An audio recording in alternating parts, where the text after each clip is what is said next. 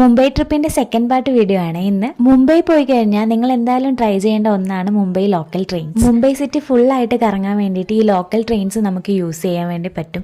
Normal train പോലെ ഇതിൽ sleeper ഒന്നുമില്ല, ജസ്റ്റ് ഇരുന്നിട്ടും നിന്നിട്ടും മാത്രമേ യാത്ര ചെയ്യാൻ വേണ്ടി പറ്റും. നമ്മുടെ ബസ്സൊക്കെ പോലെ തന്നെ ബസ്സിന് പകരം ഇവിടെ കൂടുതൽ ആൾക്കാരും ഈ ലോക്കൽ ട്രെയിൻസ് ആണ് യൂസ് ചെയ്യുന്നത്. അങ്ങനെ മുംബൈ ലോക്കൽ ട്രെയിൻ ഒക്കെ എടുത്തിട്ട് ഫസ്റ്റ് പോയത് അവിടുത്തെ ഫേമസ് ആയിട്ടുള്ള സിദ്ധിവിനായക് ടെമ്പിളിലാണ്. ഗണേശോത്സവം ആയതുകൊണ്ട് തന്നെ അവിടെ നല്ല തിരക്കായിരുന്നു. അതുകൊണ്ട് തന്നെ ക്യൂ നിന്നിട്ടാണ് അകത്തേക്ക് കയറിയത്. ആ ടെമ്പിളിന്റെ അകത്തും പുറത്തും ഒക്കെ നല്ല അടിപൊളിയായിട്ട് തന്നെ ഡെക്കറേറ്റ് ചെയ്തിട്ടുണ്ടായിരുന്നു. ഈ ടെമ്പിളിന്റെ പ്രത്യേകത എന്താന്ന് വെച്ചാൽ ഗണപതിനെ വെച്ചിരിക്കുന്ന മണ്ഡപത്തിന്റെ മേൽക്കൂര മുഴുവനായിട്ടും ഗോൾഡ് വെച്ചിട്ടാണ് ചെയ്തിട്ടുള്ളത്. ഇത് ഈ കാണുന്നതാണ് ആ ഗോൾഡ് വെച്ചിട്ട് ചെയ്തിട്ടുള്ള മേൽക്കൂര.